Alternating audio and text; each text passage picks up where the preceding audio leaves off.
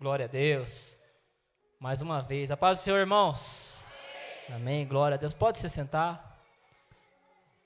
Eu sou grato a Deus por nós estarmos reunidos mais uma vez na presença deste Deus tão maravilhoso, deste Jesus que nos salvou. Como é bom nós podermos render graças, né? Temos essa liberdade de rendermos graças ao Senhor, de rendermos graças àquele que vive e que reina para sempre. Irmãos, eu não tenho dúvidas de que Deus, Ele tem operado em nossas vidas, de que Ele tem feito grandes coisas por intermédio da oração desta igreja.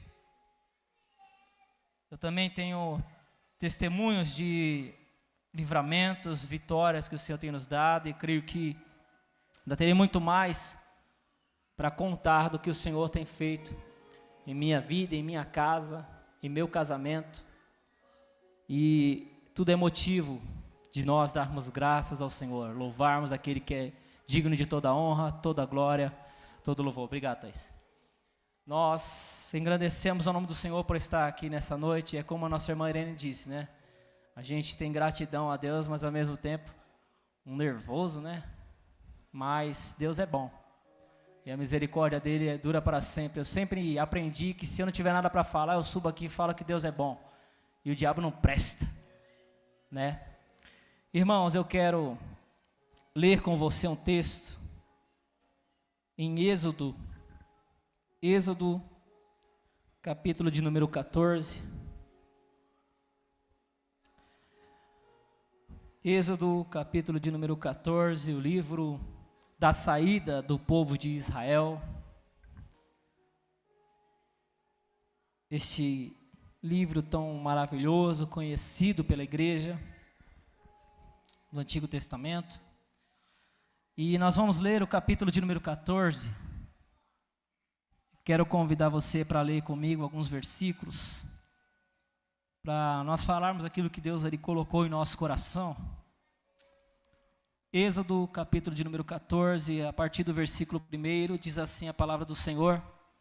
A minha versão aqui é a NVT. O Senhor disse a Moisés: ordene aos israelitas que deem a volta e acampem em Piairote, entre Migdol e o mar. Acampem ali, à beira do mar, em frente a Baal-Zefon. O faraó pensará: os israelitas estão vagando perdidos, prisioneiros do deserto. Mais uma vez endurecerei o coração do faraó, e ele os perseguirá. Planejei tudo isso para mostrar minha glória por meio do faraó e de todo o seu exército. Então os egípcios saberão que eu sou o Senhor. E os israelitas assim fizeram. Quando o rei do Egito soube que o povo de Israel havia fugido, ele e seus oficiais mudaram de ideia. O que fizemos? Perguntavam. Como pudemos deixar todos os escravos israelitas escaparem? Versículo de número 10.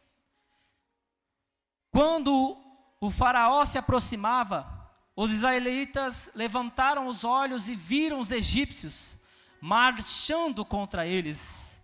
Em pânico, clamaram ao Senhor e disseram a Moisés: por que você nos trouxe ao deserto para morrer? Não havia sepulturas no Egito? O que você fez conosco? Por que nos forçou a sair do Egito?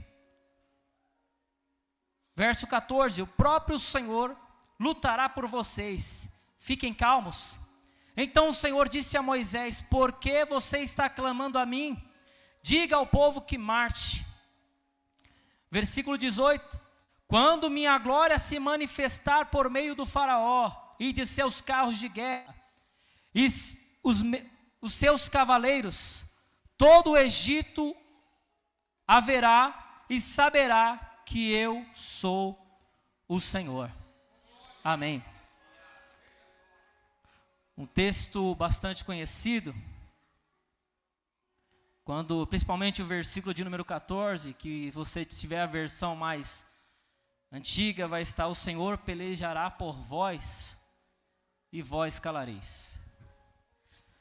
Quando você lê Hebreus, a carta aos Hebreus, no capítulo de número 11, nós vamos ver ali aquilo que nós chamamos na teologia de galeria dos heróis da fé.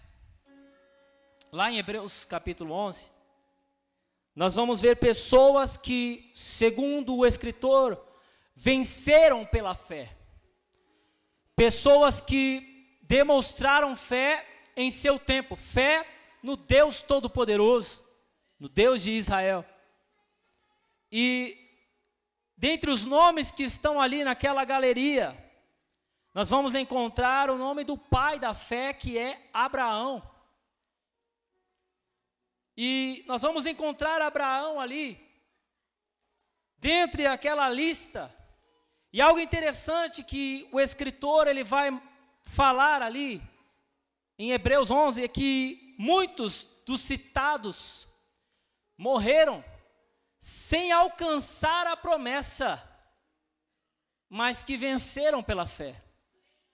Eles não viram no seu tempo a promessa de Deus se cumprir, mas em fé eles foram para o túmulo. Abraão, o pai da fé, é um destes, porque quando Deus chamou Abraão da terra de Ur dos Caldeus e chamou ele, fazendo promessas para que ele se retirasse do meio da sua parentela e fosse para uma terra que o Senhor o havia de mostrar, ele simplesmente foi, sem GPS, sem saber o nome da terra que ele iria habitar, mas ele pegou a sua família e ele simplesmente foi obedecendo à voz de Deus. E a promessa de Deus era que, de sua descendência, Deus faria uma grande nação. E Abraão não tinha filhos, sua esposa não tinha filhos, não era estéril, mas ele recebeu a promessa. E a história talvez mais conhecida é a história deste homem chamado Abraão. Nós sabemos que ele teve primeiro um filho por nome de Ismael, mas Deus fez a promessa dizendo que era de Sara a sua descendência. Mas a promessa de Deus é que haveria uma grande nação pelo nome deste homem chamado Abraão. Mas ele partiu, e ele tinha tanta fé, porque a Bíblia nos diz que quando Deus disse para ele: olha, eu quero seu filho Isaque, eu quero Isaque, sacrifica ele para mim. A Bíblia diz que ele se preparou, ele foi até o monte para poder sacrificar o seu filho. E lá no texto em Hebreus diz que ele tinha tanta fé na promessa de Deus, que ele pensou: se Deus quiser depois ele ressuscita Isaque e cumpre a promessa. Era a fé que ele tinha.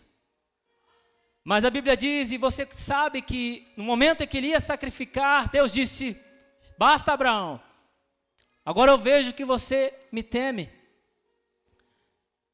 E a Bíblia nos diz que Abraão, ele gerou Isaque, Isaque gerou Jacó, Jacó os 12 patriarcas. Então Abraão, ele não chegou a ver esta grande nação que Deus havia prometido.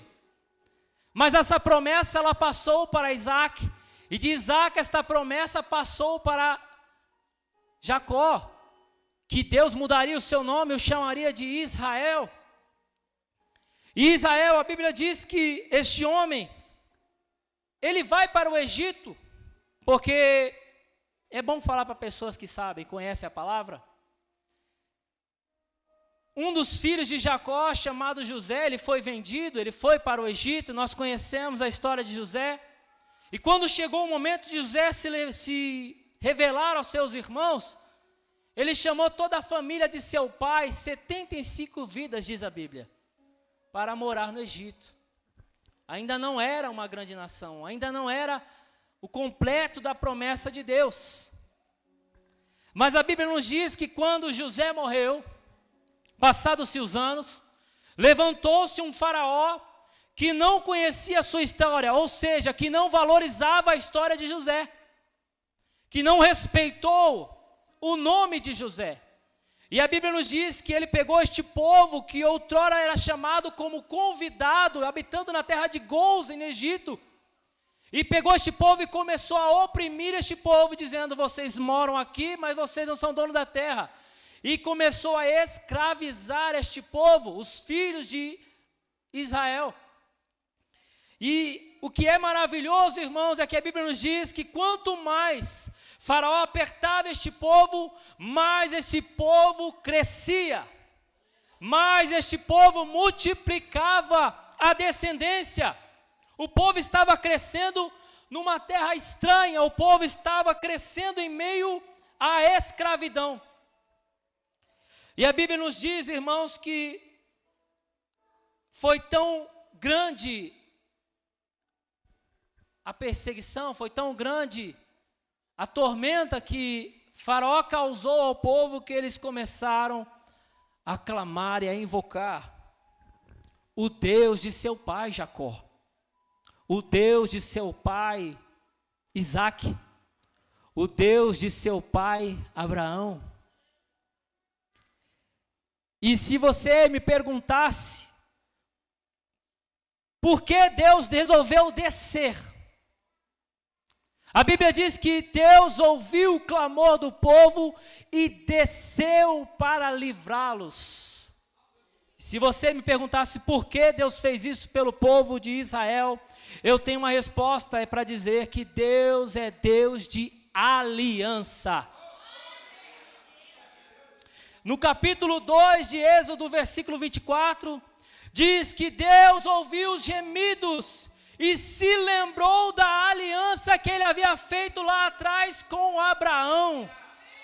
Nosso Deus é um Deus de aliança e que honra a aliança que ele faz.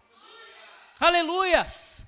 Deus desceu para livrar o seu povo porque ele tinha uma aliança com Abraão, que partiu sem ver a promessa, mas que Deus permaneceu fiel à aliança. Então eu quero te dar uma receita hoje. Se alguém te perguntar por que você anda feliz, se alguém te perguntar por que você é tão abençoado, se alguém te perguntar por que você é diferença, você vai dizer: é porque eu tenho um Deus de aliança. Ele fez uma aliança comigo. Aleluia! Este Deus fiel que nós servimos. É maravilhoso que o pastor estava ministrando, ele citou aqui Moisés. E Deus escolhe este homem, chamado Moisés, para libertar o seu povo. Uma história linda que todo mundo conhece por causa da música de Joquebede. O Joquebede, Moisés não vai morrer. Deus já ouviu o choro do bebê. A ordem de Faraó neste tempo, quando Moisés nasce, era que matassem os meninos hebreus. Mas Deus colocou um sentimento diferente no coração de Joquebede, que escondeu o menino porque ele era bonito, olha aí. Falou: o menino é bonito, eu vou esconder ele. Muitos de nós, né, se fosse esse requisito para ficar vivo, né, já nasce com cara de joelho. Mas a Bíblia diz que o menino nasceu bonito, pastor. E foi escondido durante 3 meses na casa de seu pai. Mas quando já não podiam mais ocultar o menino, a Bíblia diz que, num ato de fé, irmãos, aquela mulher colocou ele num cestinho, colocou no Rio Jordão. E milagrosamente Deus levou aquele menino até a casa da filha de Faraó. E foi a própria filha de Faraó que encontrou aquele menino dentro do cestinho e olhou e achou ele bonito, e disse: eu vou cuidar desse menino. Uma menina seguiu o cestinho, o nome dela é Miriam, irmã de Moisés, seguiu o cestinho para ver para onde ia. Quando a mulher achou, viu que o menino é bonito, disse: eu vou cuidar. Ela disse: eu tenho quem pode amamentar, viu? E levou o menino para a casa da mãe novamente, para que assalariada ela pudesse amamentar o seu próprio filho. Está vendo como Deus vai fazendo as coisas? Como Deus trabalha?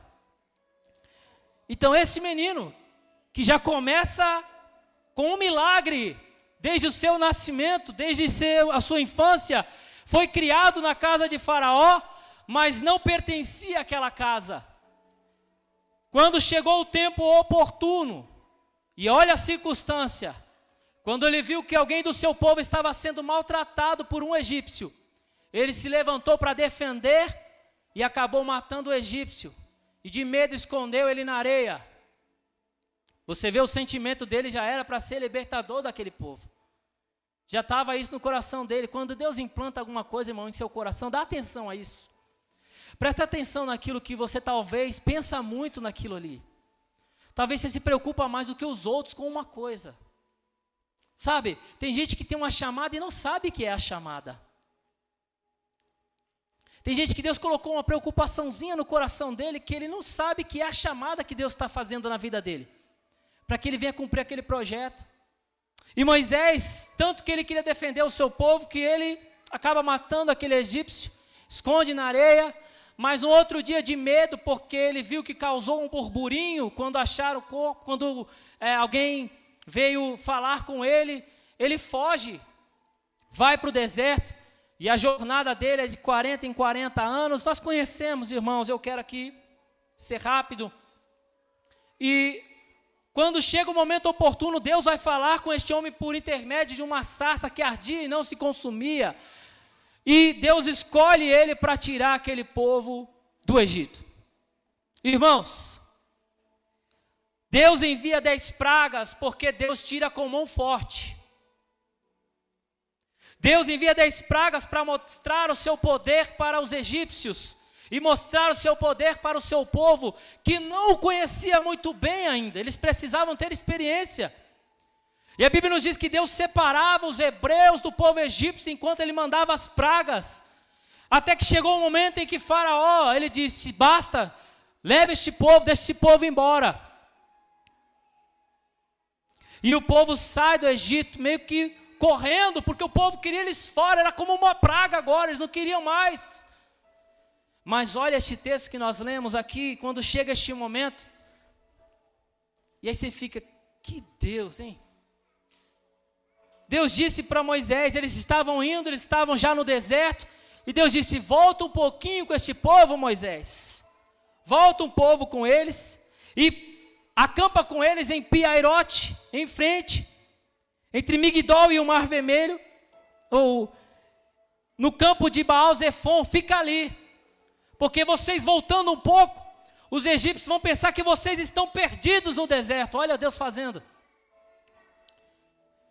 E aí, um dos textos que mais, nós vamos ver Paulo falando sobre isso, lá em Romanos capítulo 8, ou melhor, 9, que Deus endureceu o coração de Faraó, e ele diz isso para Moisés, eu endurecerei o coração de Faraó, e farei com que ele se arrependa. E aí eles mandaram o povo embora, e de repente, o que a gente fez? Perdemos nossa mão de obra, agora a gente vai ter que pagar os egípcios para trabalhar, vai custar muito mais caro. E ele juntou o exército poderoso do Egito para ir até os hebreus, porque ele se arrependeu, porque Deus endureceu o coração dele.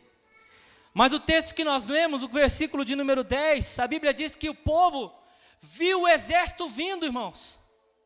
Agora imagine você que depois de ver tudo aquilo, as 10 pragas, depois de ver que Deus tirou eles estão caminhando no deserto, de repente Moisés diz, voltamos um pouquinho, vamos ficar parados aqui, agora eles olham, o exército está vindo e Deus não falou nada com eles.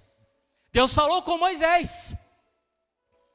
E o que eles estão vendo? Eles estão vindo armados contra nós. E agora eu quero ver o super crente que vai dizer e confiar, não, está tudo bem. O que eles estão vendo, irmãos, é a morte certa.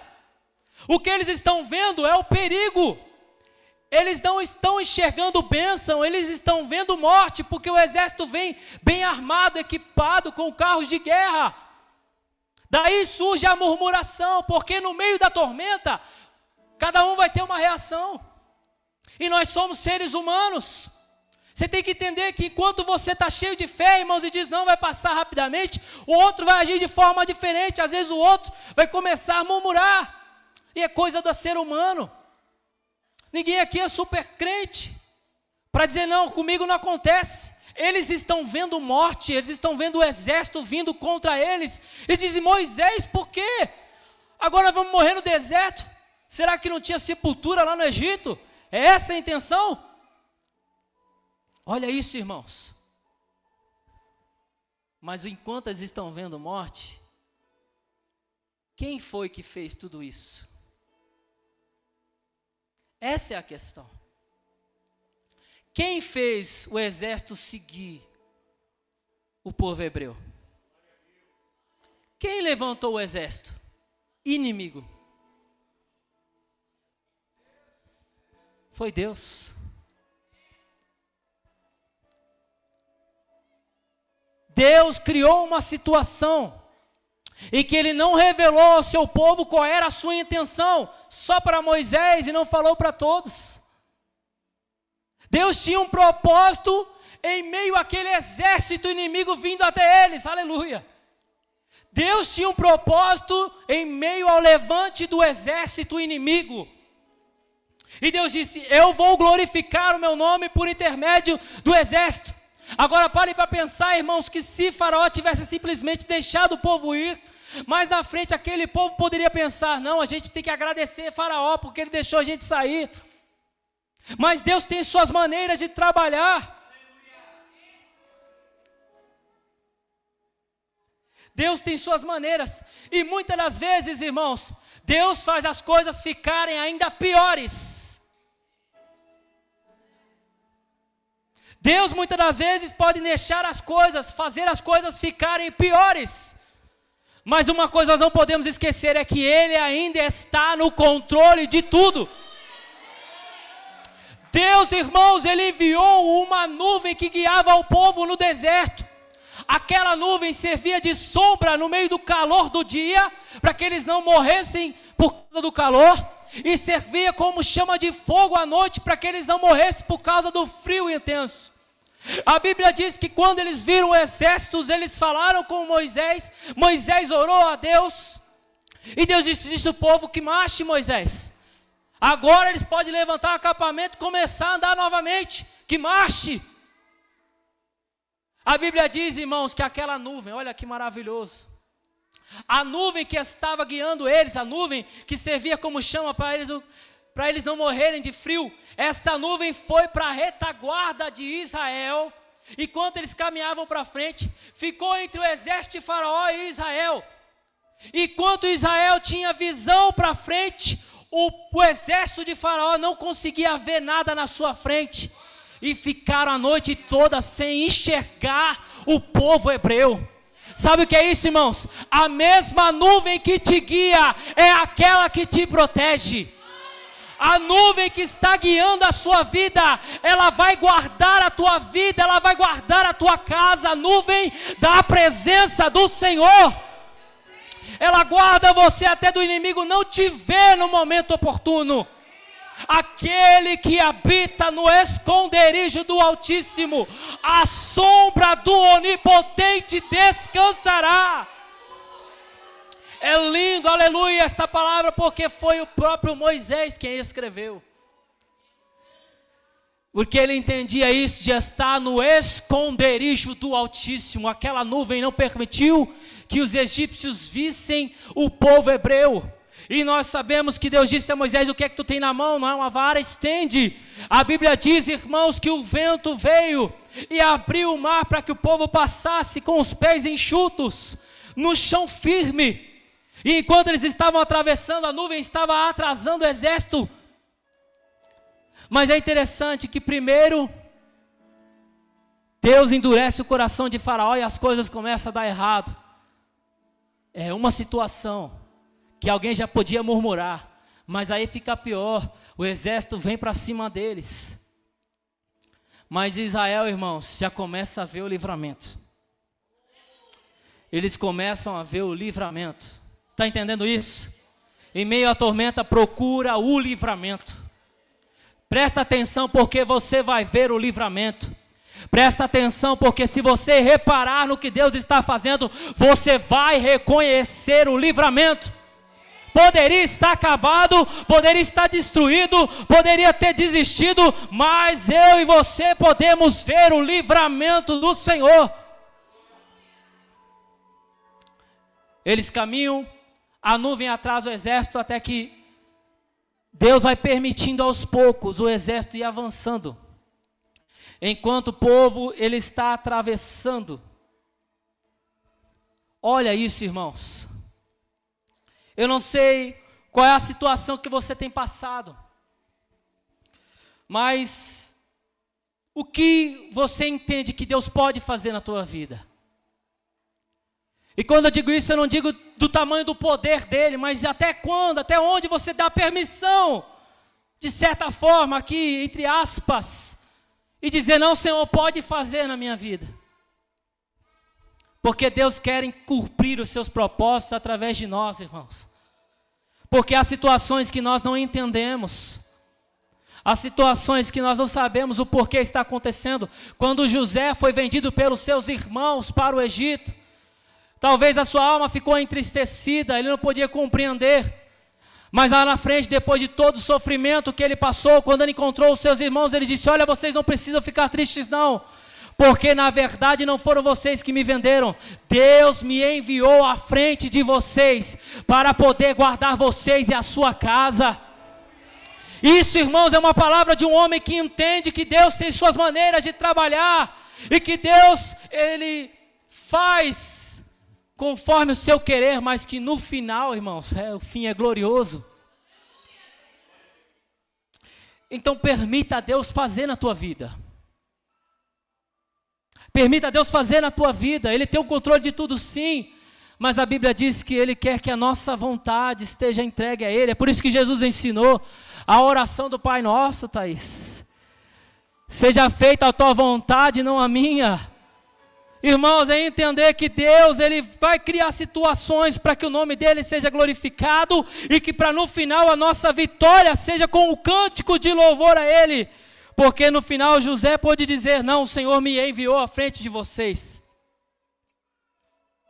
Quando o povo de Israel se dividiu em dois, quando o povo se dividiu 10 tribos para um lado, 2 tribos para outro, Judá e Israel, até isso, irmãos, a Bíblia diz que eles iam guerrear. Mas no meio daquela tormenta, o profeta se levantou e disse, olha, não façam isso, porque isso vem da minha parte. Deus disse, pela boca do profeta. Até aquela divisão. O que está acontecendo na tua vida, querida? O que está acontecendo na tua vida, querida? Confia naquele Deus a qual você entregou a sua vida.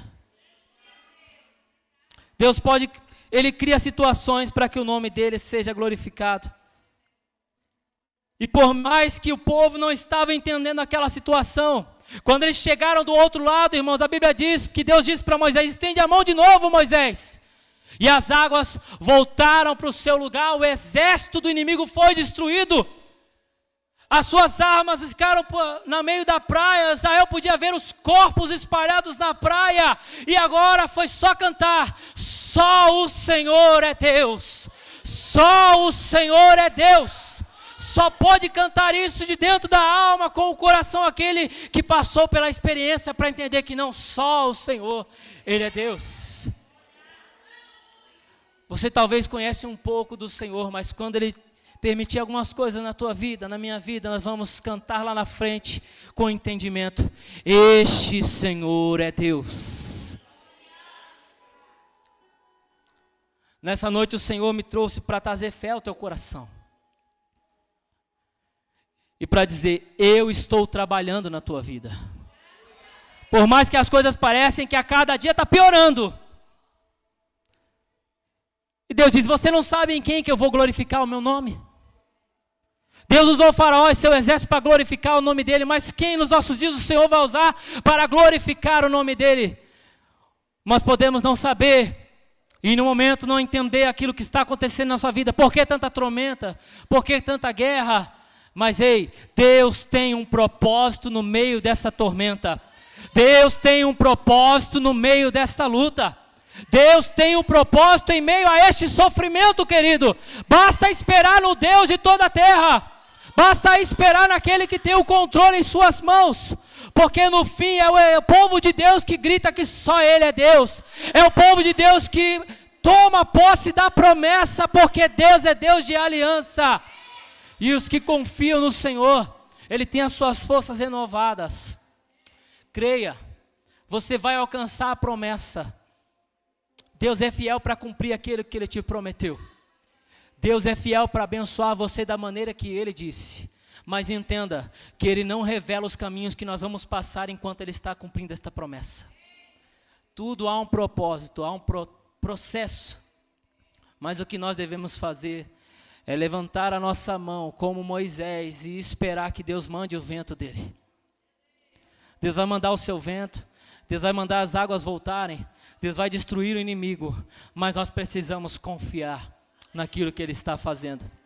Ei, Deus não vai te deixar perdido no deserto. Deus não vai deixar o exército alcançar você. Deus tem livramento. Deus tem nuvem de fogo. Deus tem nuvem com sombra de proteção. E você que crê, pode aplaudir o nome do Senhor e glorificar a Deus essa noite. Amém.